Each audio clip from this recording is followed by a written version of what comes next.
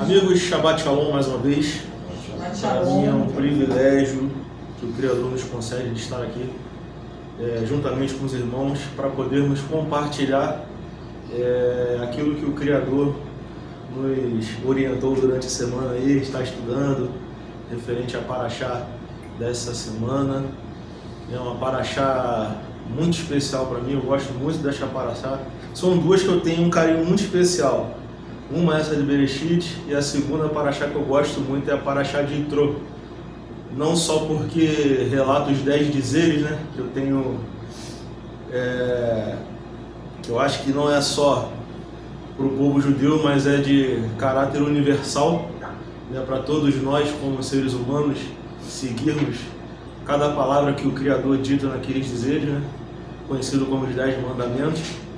Também tem um carinho especial nessa Paraxá porque foi a Paraxá que eu nasci. Quando eu nasci era a Paraxá de Yitro. Então eu tenho um carinho muito especial por essa Paraxá. E a Paraxá de Bereshit, porque é uma Paraxá que me faz utilizar muito a minha imaginação, né, e tentar remodelar na minha mente os fatos ali narrados dentro da história da criação do Éden, da criação, o ensino do universo, dos animais, da criação num contexto em geral. Então eu gosto muito dela porque me faz utilizar essa cachola aqui, a nossa mente, e tentar recriar aquilo que está sendo narrado, né? Como bem disse, estaremos estudando a Paraxá de Bereshit, né, que é a primeira Paraxá, ou seja, mais um ciclo de estudo se inicia, para a honra e glória de Hashem, né? E antes de iniciarmos esse ciclo, eu quero voltar na Paraxá anterior, só um pouquinho, brevemente, né? Que é a Paraxá onde conta os últimos momentos de vida de Moshe, o grande Moshe Rabbeinu, o nosso Rabino, né? Que a Torá descreve que nunca haverá profeta semelhante como Moshe, né? Que conversava com o Eterno face a face. Outro profeta não haveria, né? E ao ver um pouquinho da história de Moshe, né, a gente vê o seu nascimento, né, o seu período no Egito, a sua saída até a terra de Midian, depois o seu retorno para a libertação do povo e a sua peregrinação juntamente com o povo durante os 40 anos no deserto, né? E nesses 40 anos aconteceu um fato, né, que é um pouco triste, porém a gente tenta entender de uma forma positiva, né, que é quando o Eterno ele manda Moshe tocar na rocha, porém Moshe ele fere a rocha, trazendo uma consequência para ele de que ele não entraria dentro da terra prometida. E eu ouvi de um rabino, eu tentei procurar a fonte, eu não consegui achar, mas no estudo eu ouvi algo muito interessante que eu queria compartilhar com vocês, que a morte de Moshe Rabbeinu no deserto não foi algo em vão, né? Houve um propósito para isso. Qual era esse propósito? É que na ressurreição dos mortos, na era messiânica, Moshe iria ressuscitar e guiar todo aquele povo que morreu no deserto em direção à era de Israel, dentro da terra prometida. Ou seja, não foi em vão a sua morte no deserto. Houve um propósito. O propósito esse, na ressurreição dos mortos, ele mais aquela geração do deserto que morreu, seguiriam juntos dentro para a terra prometida. Ou seja, aqui nos traz uma lição de que nem tudo está perdido. Nem tudo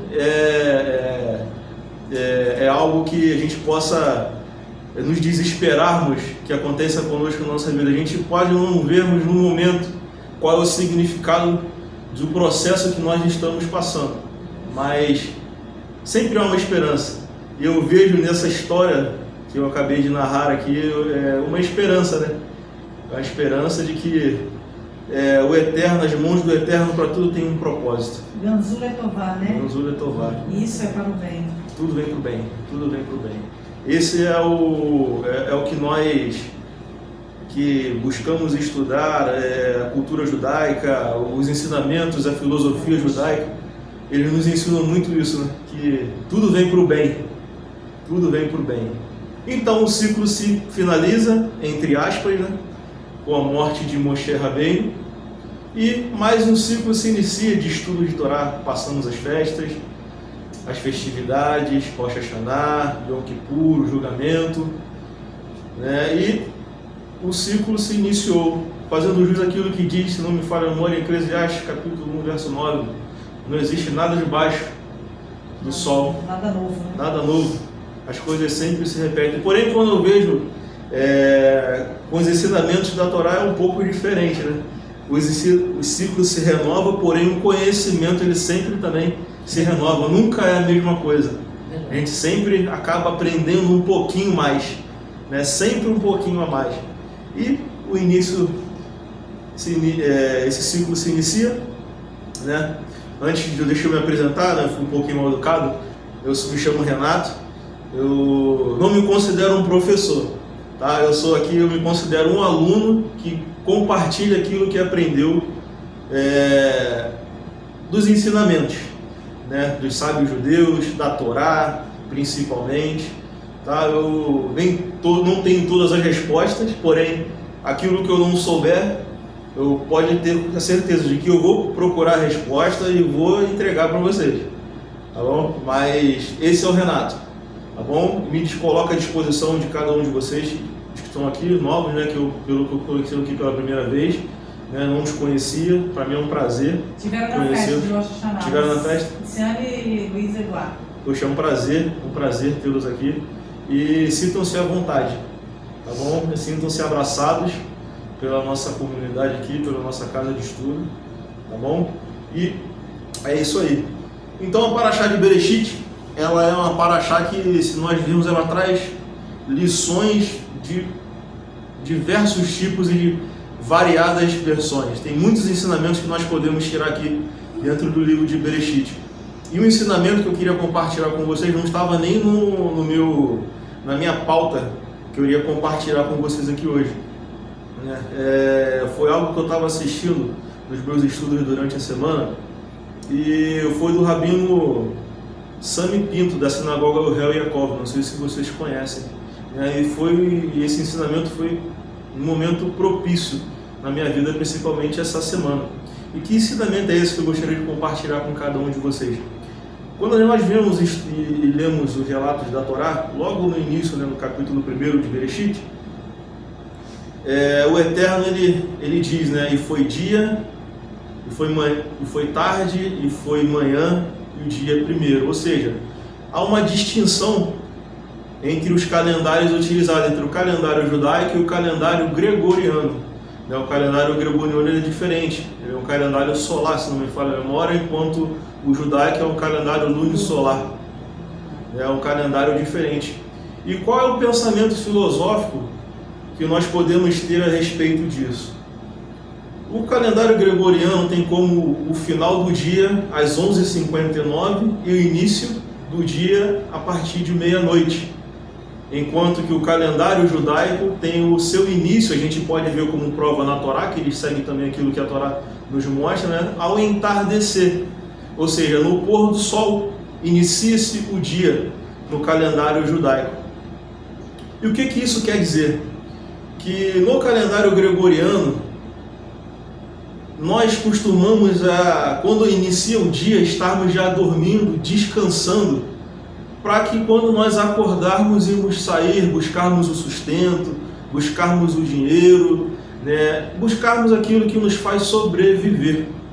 Enquanto que no calendário judaico, como começa no entardecer, ou seja, no final da tarde, normalmente é o período no qual nós estamos retornando para casa, o judeu está retornando para casa. E ao retornar para casa, quem nós encontramos? A nossa família. Ou seja, quando o judeu ele vai descansar, quando ele vai dormir sendo motivado quando acordar, a ele não buscar o sustento, mas ele buscar o melhor para a sua família. Ou seja, quando ele chega no entardecer, ele chega para aquilo que é mais importante para nós, que é o quê? Que é a nossa base, a nossa família. Enquanto aqueles que utilizam o calendário gregoriano tem como o seu fator primordial aquilo que os move, o sustento, ou seja, a busca pelo dinheiro, a busca pela sobrevivência. Ou seja, o que eu quero dizer com isso? Que nós, a partir de hoje, possamos colocar as nossas energias e os nossos fator primordial, aquilo que nos move na família, aos homens, às suas mulheres, aos seus filhos, às mulheres aos seus maridos, aos seus filhos e também aos seus pais, aqueles que estão no ciclo familiar. Por que eu digo isso e por que isso foi muito propício para mim? Há uns 15 dias atrás eu compartilhei aqui com os irmãos que eu tive uma tia, que ela teve um problema de saúde, passou mal, teve uma parada cardíaca e foi internada. E, infelizmente, no Shabat passado, nós recebemos a notícia do seu falecimento. Infelizmente, ela faleceu e segunda-feira foi o seu sepultamento. Então, era uma tia que era muito querida, né? Porém, já havia bastante tempo que nós não a vimos, nós não conversávamos com ela. E isso nos trouxe uma dor, né? Nos trouxe aquela reflexão de quão importante é estarmos próximos da família. E esse ensinamento que o Rabino nos trouxe foi um ensinamento, foi muito propício para mim, né? Nesse momento de tristeza. E eu queria compartilhar isso com vocês, né? Preservem mais as suas famílias, estejam mais próximos das suas famílias, que os seus motores primordiais, aquilo que os faz mover todos os dias, que sejam as suas famílias. Tá bom? Não estava na pauta, mas era algo que eu queria compartilhar com vocês. Tá bom? Então, vamos estar dando início ao nosso estudo da Parashá de Bereshit, né? E o Rashi, ele nos traz uma pergunta muito interessante, né? De o porquê que a Torá ela começa com o ato da criação, porém não com mandamentos. Porém, para nos mostrar que o mundo ele pertence ao Criador. Por isso que o livro de Bereshit ele começa com o ato da criação, né? Para mostrar que o mundo ele pertence ao Criador e que o mundo ele tem origem em uma só fonte, que essa fonte é o Eterno, é Hashem, é o Deus de Israel. Porém, Rambam também ele traz esse conceito, né, de Eshme'ain, que significa o conceito da existência a partir do nada. Ou seja, toda a criação foi um ato divino de vontade pura do Criador, né? Aí eu coloquei aqui embaixo, né, o verbo que foi utilizado na criação, né, Bereshit, Bará, Elohim, que Bará é o verbo criar, diferente de Yatsar, que significa formar. Ou seja, o que isso significa? Essa palavra aqui é a palavra ex nihilo, né, que tem como significado a existência a partir do nada. Ou seja, Deus, ao utilizar esse verbo bará na Torá, quer dizer que ele criou o mundo a partir do nada. Ou seja, o tempo, o espaço, a matéria, não existia nada disso antes da criação do mundo. Ou seja, que Deus ele utilizou o verbo bará para poder criar do nada, quanto diferente de yatsar, que é formar. Formar é quando você pega algo e já cria daquilo que já foi feito, como por exemplo o homem. Adão ele foi formado da terra. Deus ele criou o barro, pegou o barro, formou o homem, ou seja, yatsar, e dali ele assoprou o seu alento, assoprou a vida, o ruach, dentro de Adão, né? Então essa a diferença e o exemplo que eu queria trazer para vocês. Porém, a história da criação do universo não é algo somente do povo judeu, né? Outras culturas, outras filosofias também tiveram as suas histórias de como o universo foi formado, de como anterior. Exatamente, de como o universo foi formado. Como, por exemplo, a cultura babilônica, né, que tinha o deus Marduk, que lutou contra a deusa Tiamat. Então, Marduk ele destruiu Tiamat. Então, a partir da destruição do corpo dela, se formou o universo. Né? Também temos a cultura e filosofia egípcia, que diz que o mundo era um oceano primordial, né? E que o deus Atum ou Ptah, eles emergiram e deram ordem aos cosmos. Né? Eles organizaram os cosmos. Também tem o zoroastrismo, né? Que era da cultura persa antiga, onde o deus Ahura Mazda, né? Mazda não é a marca de carro, tá bom? Nem Angra, não é a banda de rock, porém era o deus na qual tinha essa cultura entre o bem e o mal, não é isso? Pode me corrija se eu estiver errado. Exatamente, a dualidade. A dualidade entre o bem e o mal. Se nós pegarmos aquele símbolo Yin e Yang, a gente vai ter uma noção muito bem clara do que isso quer dizer. E também temos o pensamento grego, o pensamento de Aristóteles, que ele tinha um pensamento de que o universo ele sempre existiu. Né? Não tinha esse pensamento da criação através do nada. Porém, o Deus de Aristóteles era um Deus que era chamado de motor imóvel, ou seja, ele cria as coisas através daquilo que já existe, daquilo que já existia. Ele não precisa de uma causa para existir. Exatamente. O mundo sempre existiu. Ele só aproveita das coisas que já existem para poder criar e dar continuidade a esse mundo. Ou seja, o universo continua para sempre, mas Deus ele é um ser que não criou o mundo. Né? Tô certo ou tô errado? Isso aí. O universo e Deus, eles sempre existiram juntos para Aristóteles. Isso aí. Né? E diferente de Aristóteles, tem o Rambam. O Rambam ele concorda nessa visão de Aristóteles em relação à natureza, porém ele discorda, né, dessa questão de que o universo ele sempre existiu. Não, como eu disse anteriormente, o Rambam, o Maimônides, ele vai trazer essa ideia de que o tempo e o espaço, né, eles não existia antes da criação. Ou seja, que Deus é a fonte primordial, ele é o Criador. Perdão.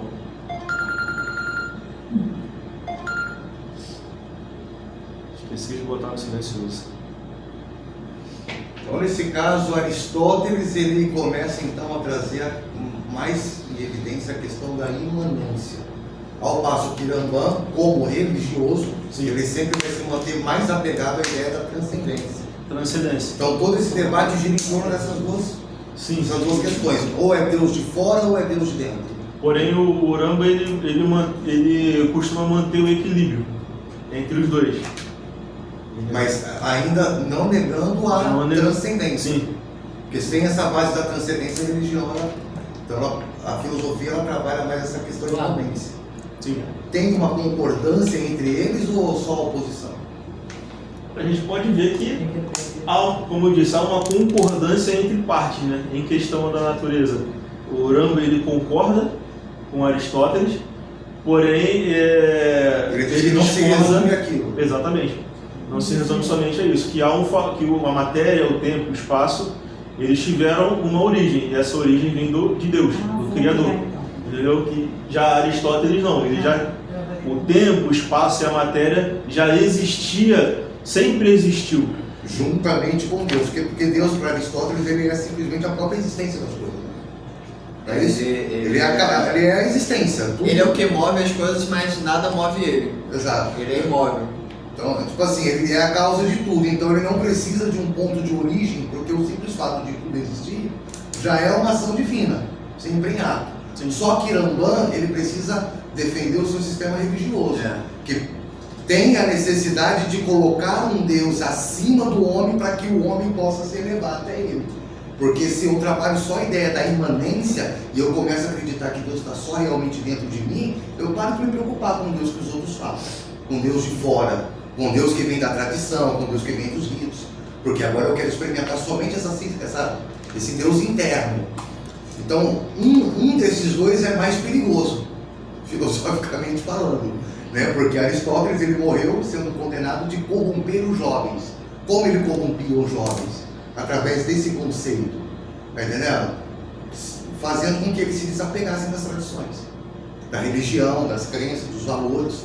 Então não, aproveita somente a sua imanência, o seu próprio deleite, o seu próprio senso, o seu próprio prazer. E aí Rambam ele tem que vir sustentar, né, meio que discordar com isso. Não, peraí, existem valores antigos aí, né? E aí, desculpa. Não, pode continuar, pelo contrário. Esse é o objetivo. Entendeu? Então Rambam ele chama essa filosofia, né, de contingente, de um universo contingente, ou seja, que o universo depende totalmente da vontade de Deus, enquanto Aristóteles já bate na tecla de um universo necessário, ou seja, que o universo que sempre existiu. Porém, também existe a corrente científica, né? Não vou entrar em detalhes, né? É só por cima, né? Ou seja, a filosofia científica que acredita no processo natural, químico e físico, porém sem a necessidade de uma intervenção divina. Ou seja, dentro dessas correntes científicas, as duas mais famosas é a teoria do Big Bang, né? Onde fala sobre a origem do universo há mais ou menos 13,8 bilhões de anos atrás, e o darwinismo, né? Os dois são diferentes, onde o Big Bang ele conta a história da origem, do tempo, do espaço, da matéria, porém o darwinismo ele utiliza da seleção natural, ou seja, da mutação e adaptação até nós chegarmos aonde chegamos hoje no ser humano, na origem das espécies. Entendeu? Então são mais duas vertentes, a vertente filosófica, né, e a vertente científica. Aí eu queria perguntar para vocês, né, deixar aqui aquela perguntinha básica, o que vocês acham, né, qual a opinião de vocês em relação entre a fé e a razão? Se alguém poderia aqui compartilhar, a fé e a razão elas podem andar juntas ou não? Só existe a fé ou só existe a razão? As duas não se misturam, não são homogêneas. O que vocês acham? O que vocês poderiam compartilhar com a gente aí a respeito da fé e a razão? As duas podem andar juntas ou não? A fé ela é uma coisa meio multifacetada, né? Porque existe a fé dentro da ótica judaica e existe a fé dentro da ótica ocidental. Pela ótica ocidental, fé vem de fides, que é fidelidade. Você ser fiel a um conjunto de crenças ou a algum valor. Então você tem fé a partir do momento que você expressa isso em fidelidade, né? Não é a crença em si. Então para eu ter fé, eu só tenho fé naquilo que eu sou fiel, né? Que eu ajo em prol daquilo. Isso é fé dentro do Ocidente. No judaísmo, fé é a palavra emuná. Emuná significa agarrar, segurar com força, né? Enquanto eu estiver apegado a isso, enquanto eu estiver seguro na minha mão, eu tenho fé. Ou seja, eu me apego a algo que eu não posso perder. Tá entendendo? Então eu sei que as minhas crenças são temporárias, né? Eu acredito numa coisa hoje, amanhã eu acredito em outra, a gente vai estudando, a gente vai ampliando as nossas percepções. Uma pessoa pode começar a ter um estudo dentro de um ambiente religioso, e aí o apego ao estudo vai fazendo com que você alcance vários outros níveis de entendimento, e aí a pessoa até passa pelo ateísmo, né? Porque a carga de informação vai te levando a ficar mais racional. Mas se nesse processo você se mantiver apegado com emuná naquilo que para você é fundamental, no sentido que se você soltar você morre, você pode adquirir todos os conhecimentos do mundo sem necessariamente abrir mão daquilo que é mais valioso, que é a convicção de uma força maior que te rege. Porque ainda que não exista, o fato de você ir em busca daquilo que é maior do que você, já te evolui. Essa é a causa da evolução. Tira a crença, tira a religião do mundo, ficariam o quê? Somente guerras por territórios. Agora a ideia de um Deus, não. Opa, existe um ideal maior.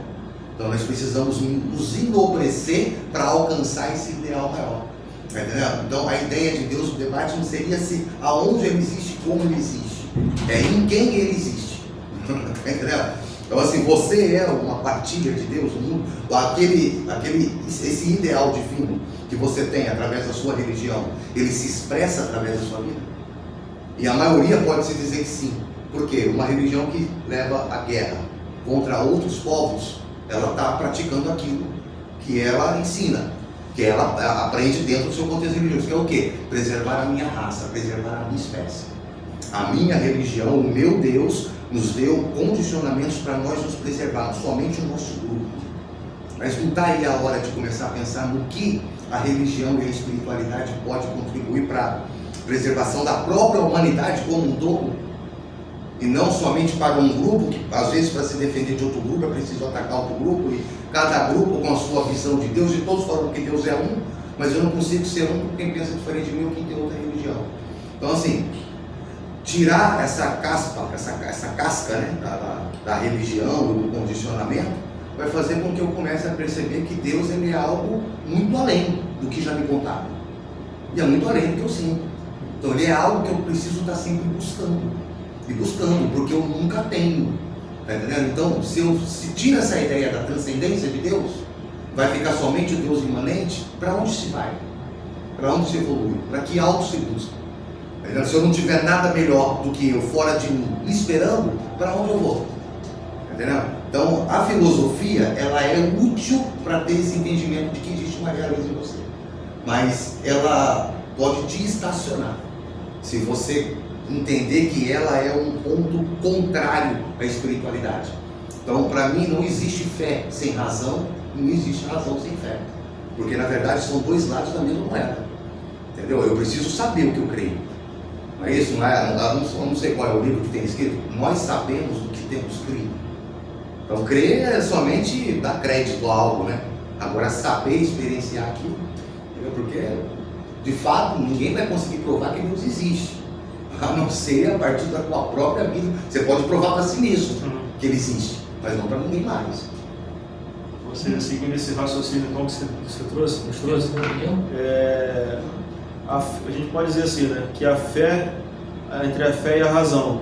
A fé, ela nos mostra o porquê. A razão, ela nos mostra como o mundo foi criado. A fé não te mostra nada. Você acha então que ela te cega totalmente? Não, ela não te mostra nada. A razão te mostra. A fé te dá o desejo de buscar. A fé, ela é o desejo de se conectar a algo maior do que você. Você não tem ideia do que é. Então a razão é quem vai te conduzir. Tá entendendo? A razão, ela é a matéria, é a lógica, é o que é plausível. A fé é aquilo que você idealiza, é aquilo que você busca, é aquilo que você deseja. Então você vai pelo caminho da racionalidade, sim, mas sabendo que a razão era somente um meio e não o fim. Porque se o teu objetivo dentro da caminhada for entender Deus, para por aqui. Não vai dar certo. Você nunca vai entender. A ideia é, eu preciso me conhecer a mim mesmo. Porque eu sou a melhor pessoa na minha vida. Só que eu também sou a pior. Tá entendendo? Se eu me conheço, eu consigo ter acesso ao que eu preciso melhorar. E aí esse ideal que eu tenho de Deus, que é benigno, né? Quais são os atributos de Deus que nós podemos reproduzir? Bondade, rigor, beleza, não é isso? Sabedoria, entendimento, satisfação, humildade, moralidade, realização. Opa, eu vou viver a minha experiência com Deus. E eu não preciso te convencer a viver a mesma experiência que eu. Tá entendendo? Mas eu preciso viver a minha experiência para que você possa viver a sua.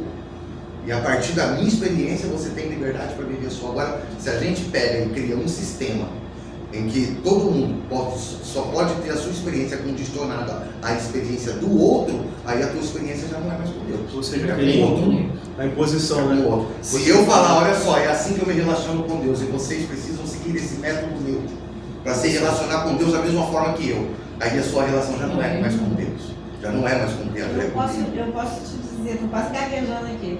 Eu acho que elas andam juntas, a fé e a razão. Sim. Entendeu? Pelo fato de que meu marido está aí há um bom tempo e ele não me convenceu. Porque eu tenho que ter fé e a razão junto. Entendeu? Hoje eu estou indo porque eu estou tendo a fé e a minha razão. Ou seja, você conseguiu entender o que é a fé a partir da sua razão. Da minha razão. Eu fui já com ele na sinagoga, eu fui pela emoção. Foi pela emoção, está vendo ele... A princípio sempre era. Fui pela emoção. E muitas das vezes ele até fala que eu sou mais... às vezes eu vigio mais do que ele em tudo, né? Mas eu acho que é a fé e a razão, né? Que a gente vai observando as coisas, mas isso já era de mim mesmo, entendeu? E hoje em dia eu tô Pode falar, eu posso falar? Pode, fica à vontade, fica à vontade. Fica à Aí vontade. eu tô perdidinha, entendeu? Mas eu tô com a fé e a minha razão, as duas É isso aí. juntas. Isso aí. Então, mediante isso que ela está falando, o que acontece? A fé andou sozinha. Ela não tinha razão. Ela não tinha. Ela estava, vamos dizer assim, hoje, se ela for voltar para trás, ela estava perdida. Mas ela viveu numa fé ferrenha. Se você souber a fé, como ela vivia só em cima da fé. Da fé em que? Do Criador. Sem saber o que é. Sem saber o que é, mas estava a fé do Criador. A razão, se for chegar à razão em que ambos ali, hoje a gente sabe que eu não vi do macaco, se você vê, o problema é dele, que ele acha assim. O importante Ele acha que, na razão dele, ele acha que o homem veio do macaco. Eu não, se for por essa razão que ele veio do macaco, então o que aconteceu? A humanidade estagnou, parou, ela veio tendo mutações, até veio do macaco até parar o homem. Aí chegou agora no homem e ela parou. O que você pega um peixe, bota numa água, e se aquilo ali, aquela água salgada, muito pouca, mas se bater o sol e aquela água começar a secar, aquela água começar a ficar mais salgada, o que vai acontecer com aqueles peixes? Muitos vão morrer, mas uns vão sobreviver. Aqueles que sobreviveram passou por uma mutação. E se você continuar fazendo aquele processo, aqueles peixes vão tendo mutações e mutações e mutações. E por que nós paramos? Deixamos o macaco lá, o macaco continua, só a gente que evoluiu, por que o macaco não foi? Então, porque a ideia não bate.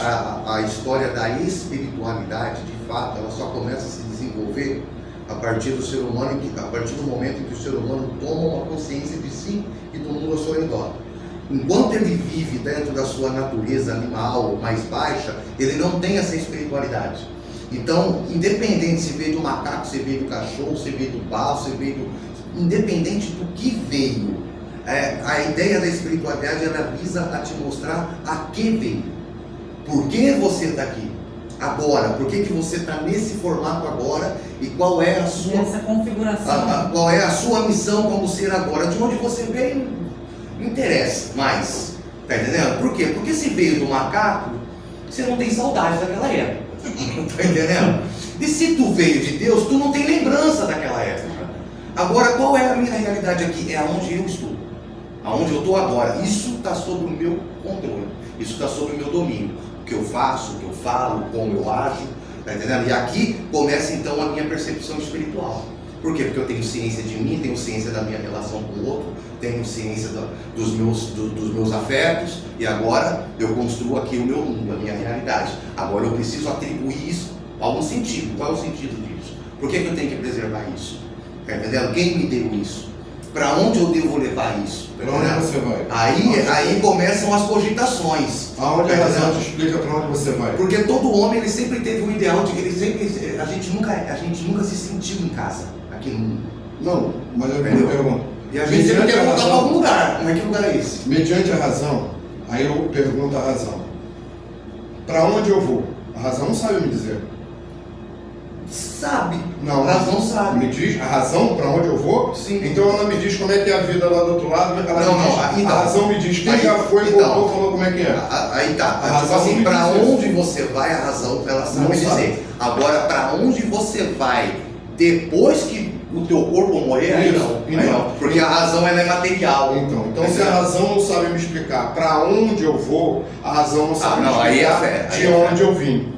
E aí o que me leva a chegar ao eterno é aquela proximidade que a minha emuná Isso aí. veio lá de Que trás, você não teve, que veio lá de trás me trazendo, ela me jogou aqui porque aquela me jogou com boa finalidade e ela depois vai me buscar. E essa eu acho que é uma das coisas que a gente tem que entender, qual a nossa função aqui. É essa sim. A gente pode dizer então que a razão é um pouco limitada? Sim. Ou seja, que ela só razão nos mostra aonde nós podemos ir quando nós estamos aqui. Já andou de carro numa estrada escura? Sim.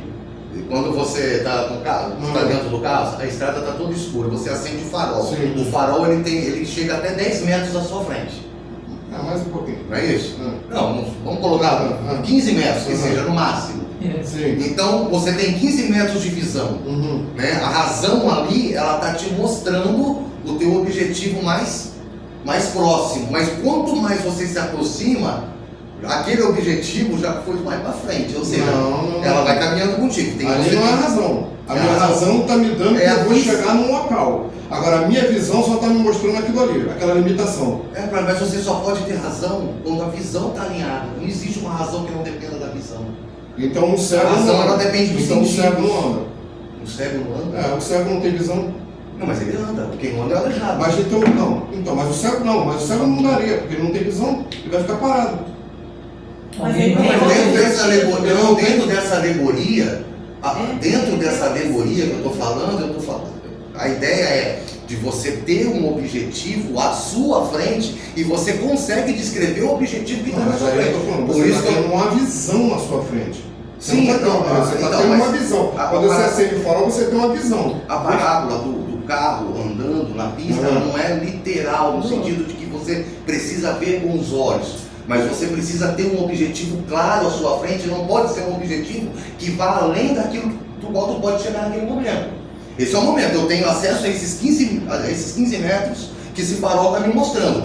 Dentro desse campo que eu consigo ver e perceber, eu consigo me organizar. E eu vou até lá. Quando você vai até lá, aí o teu objetivo já vai ser outro. Tá entendendo? Porque você vai trabalhar com metas. E você não vai além daquilo que você pode ver. Para aquilo que está além do que você pode ver, já entra o campo da fé. Porque até no Novo Testamento, é o que diz lá, a fé é o firme fundamento das coisas que não se veem e a certeza que se esperam. Ou seja, ela depende de elementos que não sejam concretos. Sim, então para poder ser fé. Mediante isso, por exemplo, eu vou daqui para São Paulo. Meu objetivo é chegar em São Paulo. Sim. Eu vou pegar a estrada. Escureceu tudo. Eu vou acender meu farol. Sim. Eu só vou ver daqui ali. Sim, você vai ver só daqui Eu só a vou ver 15 daqui metros. ali. Mas meu objetivo é o quê? Chegar em São Paulo. Mas você não está vendo São Paulo. Tá bom. Você, nem daqui eu tô vendo São Paulo. O objetivo de fé é chegar em São Paulo. Nem Você daqui tem eu tô fé vendo, pra mesmo de dia daqui eu não tô vendo São Paulo. Mas eu sei que existe São Paulo, eu vou atrás de São Paulo. Sim. Então, naquele meu caminho aqui, aí como você falou, vai ter obstáculo. Você falou, escureceu. Eu não tenho uma visão até São Paulo. Mesmo daqui agora, eu não tenho visão de São Paulo, mesmo com a claridade toda. Eu não consigo ver São Paulo. Nem se eu subir no helicóptero, de repente eu vou ter que subir muito para poder ver São Paulo. Para poder minha visão ser, sei lá. Então o que acontece? Mas eu sei que tem São Paulo. Sim. Então, o que acontece? Eu vou caminhar. Então, o que acontece? Eu tenho fé que tem São Paulo? Sim. Você tem fé que você vai chegar. Então, São Paulo está lá, mentira. Então, Porque São Paulo já é uma experiência vivida. sim. Ele é concreto. Então, a razão. A razão, ela vai te orientar para que você chegue até lá. Não, a razão vai me falar que eu tenho que parar ali, porque a luz só vai até ali. Não, mas se você continua andando, a luz ela vai continuar andando na tua frente. Você está com o farol aceso. Conforme você anda, a luz anda contigo. E ela vai estar sempre a 15 metros à sua frente, mas sempre vai estar sempre. Sim. Conforme você avança, ela avança junto. Sim, mas aí você está andando por causa de quê? Por causa do caminho que Por você causa da está. tua fé que você tem. É, porque a razão, ela vai te mostrar qual é a placa que você tem que entrar, se você vai reto, se você vira aqui, isso você vai precisar de toda a tua racionalidade no trajeto. Então, o que acontece? E a razão, ela vai te levar para o teu objetivo. Então, a de fé e a razão, elas caminham juntas. Sim, a fé é aquilo que faz com que você desenvolva a sua razão. Então a para fé e a explicar razão, aquilo que você não a sabe. fé e a razão caminham juntas. Sim, caminham juntas. Mas é o que são desde o início. Deixa eu só ver se alguém quer compartilhar mais alguma coisa, que alguém quer compartilhar algum conhecimento. Seu Eduardo, o seu Wellington. Não, porque, só para vocês entenderem, o objetivo que eu quero é esse. Entendeu? É que todos participem e que eu quero buscar um conhecimento, um pouquinho do conhecimento de cada um. Mas tem teimosia também. Entendeu? Mas não é nada pessoal, estamos debatendo ideia. Entendeu? Para poder aprender, É a ideia, estamos debatendo ideia. Eu peço um pouquinho do conhecimento dele, do Rodrigo. Alguém mais quer compartilhar alguma coisa? Não? Alguém quer falar? Se quiserem continuar, não, tá por encerrado. Tá chegando em São Paulo. Já chegou em São Paulo?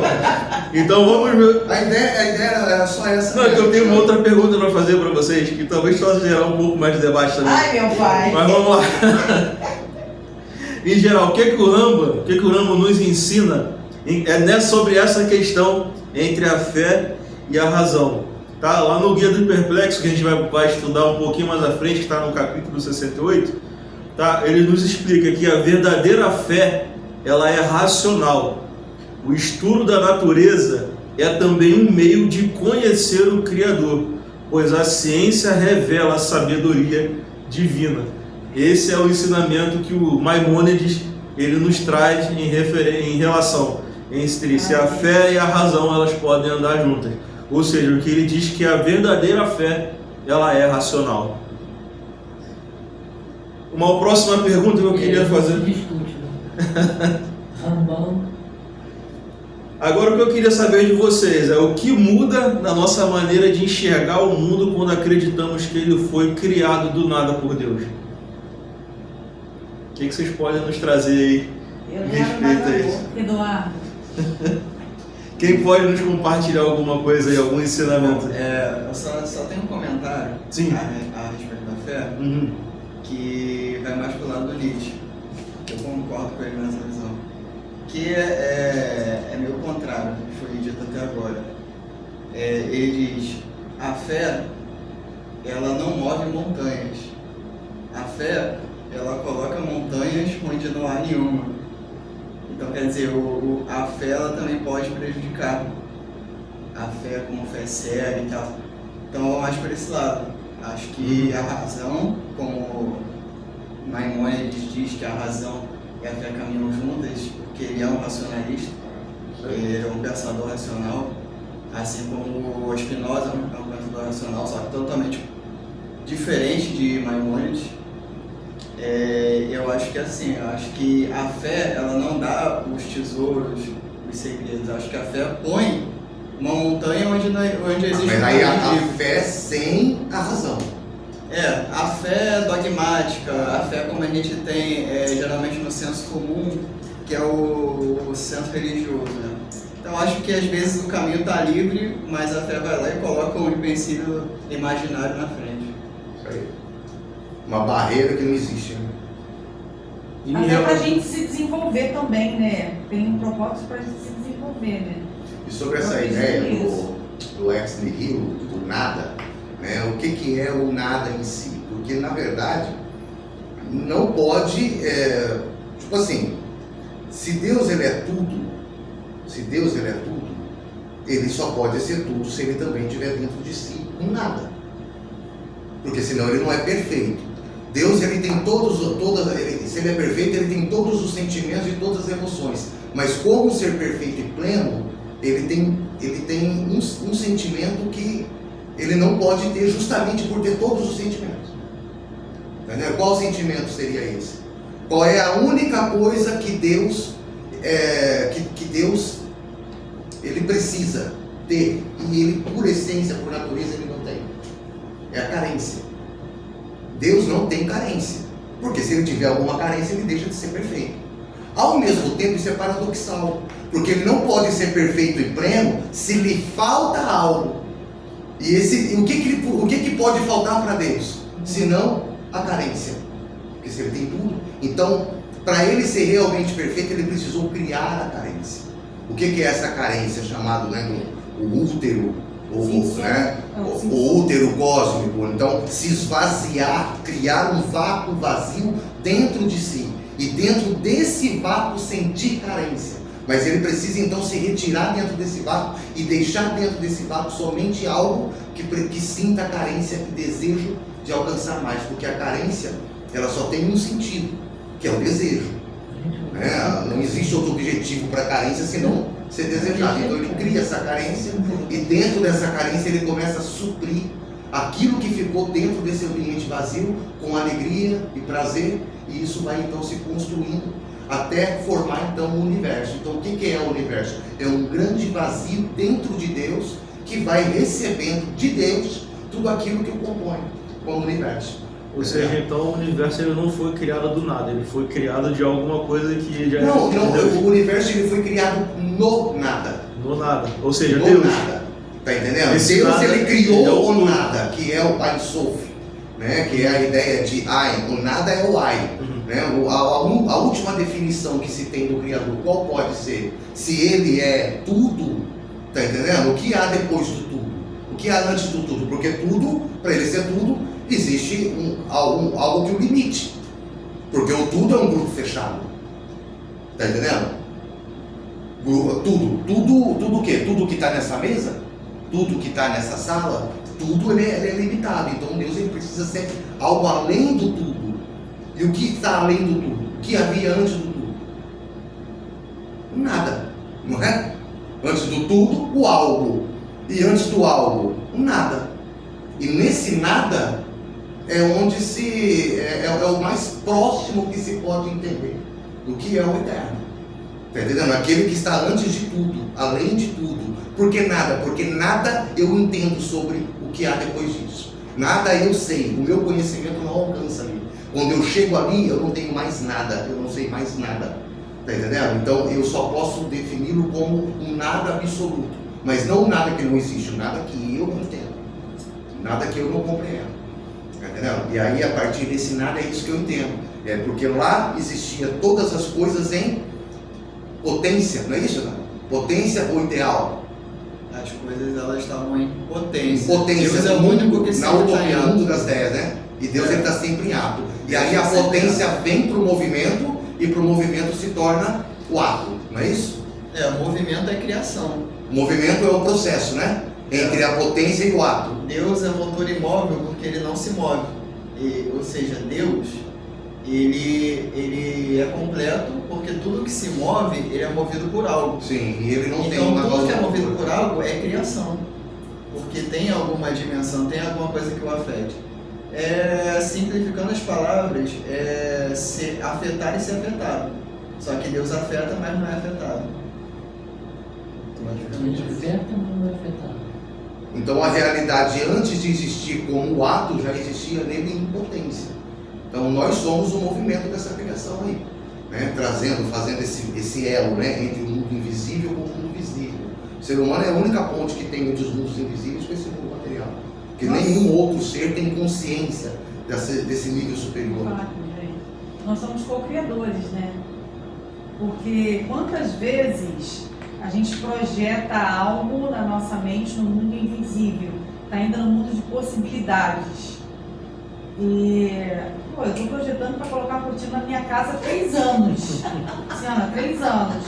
E somos co-criadores. Eu falei, eu vou colocar esse negócio aqui. E aí eu fiz um orçamento, fiz 2, no terceiro eu falei, vou fechar. E agora está lá, se materializou por quê? E assim foi com Deus, né? E assim acredito que foi com Desejo, Deus. né? No desejo. E isso aí, nós temos é porque a gente, muitas vezes, a gente não busca isso, não desenvolve isso, mas o ser humano ele tem um poder. Ele tem um poder de trazer a existência, de co-criar com a realidade, de mudar situações e circunstâncias extraordinárias. Samantha, você foi usada pelo Eterno purinho pra gente mudar o tópico, porque ele é o tópico seguinte. Isso que você acabou de falar agora. Tava queimando a minha Era pra gente. Tava queimando É um aqui. sinal de que a gente tem que mudar de tópico. Mas aí, em cima disso aí vem a fé e a razão. Tenta-se chegar a uma razão para analisar os feitos de Deus. Tenta trazer uma razão, justificar que foi assim, foi assado, foi desse jeito, foi movido por lá, por lá, por lá. Mas na própria Bíblia, ela tem horas que a Bíblia fala que as pessoas procuram tanto onde a coisa está tão próxima. Na Bíblia diz uma coisa que diz assim: as coisas dos céus são semelhantes às da terra. Então, se as coisas dos céus são semelhantes à da terra, então tudo que está na terra já tinha no céu. Então só foi simplesmente ele fazer aquelas coisas que existiam e através da palavra materializá-la, trazer de um mundo para o outro. Então ele não teve que buscar ajuda, ele simplesmente trouxe. A própria Bíblia diz que as coisas dos céus são semelhantes à terra. É simples. O que você tem hoje aqui, plenário, presidente, tudo isso São bem violentos lá. são coisas, sim, são coisas que partem de lá. Então hoje, o que eu vejo é o seguinte: a humanidade, como chegou o fato dele querer justificar a humanidade para tirar fora de Deus aquela bênção e dizer que foi a razão, querer achar uma razão, dizer que veio do macaco, veio se transformando, chegou, então pode falar, então a gente parou, a gente foi um macaco que parou, por que a gente não continua agora? A gente tem que continuar ficando mais barbudo, com as coisas, então a gente tem que continuar se transformando. Mas o macaco está lá até hoje, não se mudou ainda. Não, mas ainda que viesse o macaco, Deus continua sendo Deus. O cavalo, há milhões de anos lá, ele era cavalo. Hoje você pegar o cavalo é diferente, porque ele está preso num estábulo, comendo ração. Mas se você soltar ele vai ser aquele cavalo, ele vai comer capim. Vai viver do mesmo jeito. O único que tenta se mudar é o ser humano. E aí, muitas vezes, eu falo, a razão e a fé, muitas vezes a razão quer ultrapassar a fé. A razão quer chegar a dar razão à existência de Deus. Falando o racionalismo, né? Ele quer dar razão à existência de Deus. Ele quer dizer que, não, é assim. É que nem, como se cita aí, muitas vezes você vai rever a igreja evangélica, você vê que o cara chega lá e ele fala que ele acha que Deus tem que falar do jeito dele. A hora que o Deus quer, Deus tem que falar do jeito dele, tem que curar, tem que fazer isso. A fé sem razão, ela é fanatismo. A razão sem fé é ceticismo. Perfeito. Então uma coisa, ela precisa da outra para ser algo completo. Eu acredito, assim, na minha percepção, que o ser humano em si, na sua totalidade, ele é parceiro do Criador. Voltando à situação da cocriação, tá? A esse assunto aí que a gente está falando. Então eu tenho uma percepção que o ser humano em si, na sua totalidade, ele é parceiro do Criador. Então, da mesma forma, né, que a mulher, Deus deu o poder à mulher de gerar um filho e tal, e que isso tudo é do eterno. Tanto que a relação dos judeus com o Criador é uma relação de negócio. Tá vendo? Relação de negócio. Não é uma relação de subserviência ou de paternalismo, é de negócio. É uma parceria, a quem você presta serviço. Exatamente. E recebe salário. Isso é interessante, porque aqui no estudo mesmo que eu trouxe, a relação do Jardim do Éden e o propósito do trabalho. No texto lá de Bereshit ele diz: e tomou o eterno homem e colocou no Jardim do Éden para cultivar e guardar.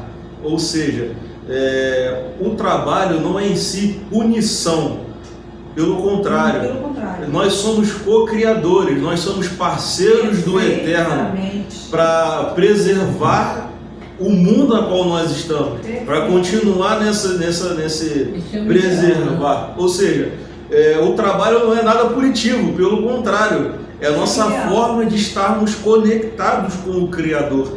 É um tópico que eu iria trazer um pouco mais. Porque o castigo ele não está no trabalhar, mas está no comer do suor. O suor, exatamente. Ou seja, trabalhar você vai trabalhar de qualquer jeito, mas agora tu vai comer do suor, ou seja, isso é uma punição. Tudo aquilo que você tiver que receber, você vai ter que entregar algo para. Mas isso aí foi uma punição.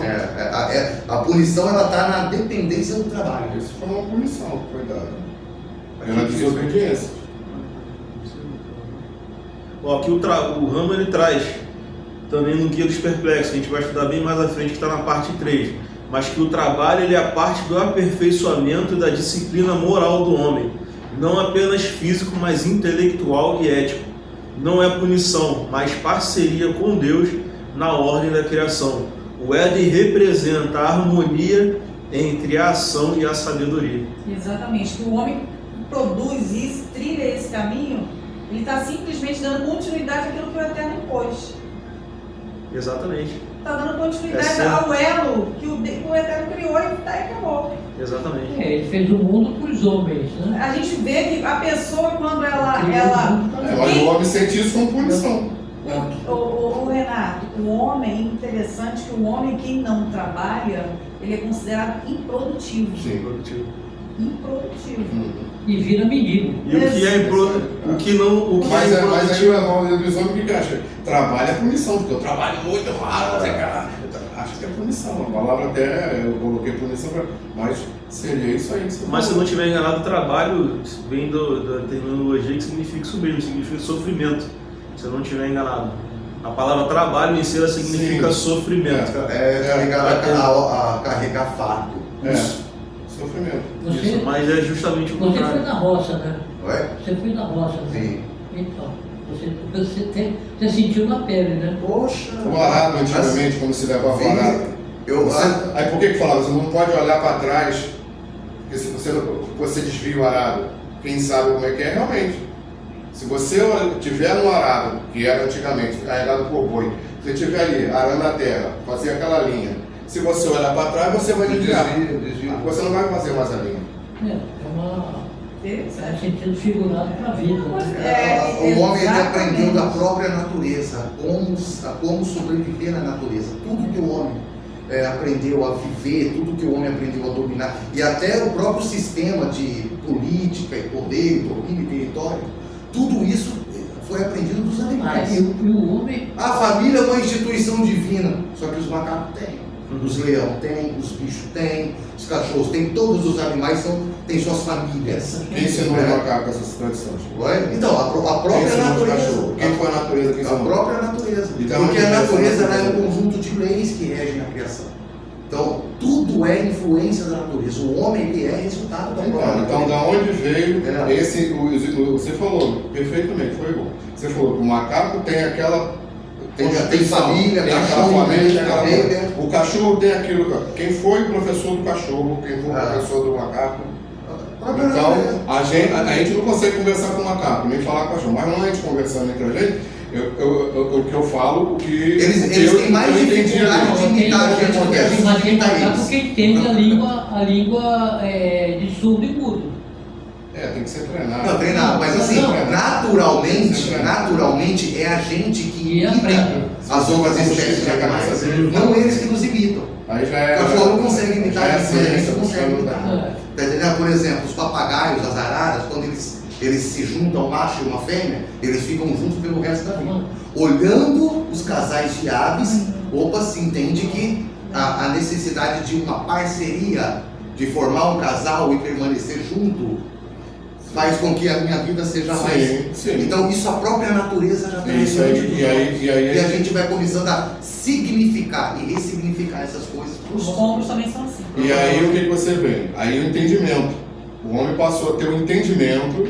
Hoje eu entendo que se o arara vive bem daquele jeito, então eu passei a ter um entendimento que eu também preciso viver bem daquele jeito da arara. Eu vou fazer um casal. Isso aí. Então quer dizer, da onde saiu aquele primeiro? Primeiro alguém buscou um entendimento. O ser humano foi a um local buscar um entendimento para poder justificar, para observar e para justificar um ato natural que é de Deus.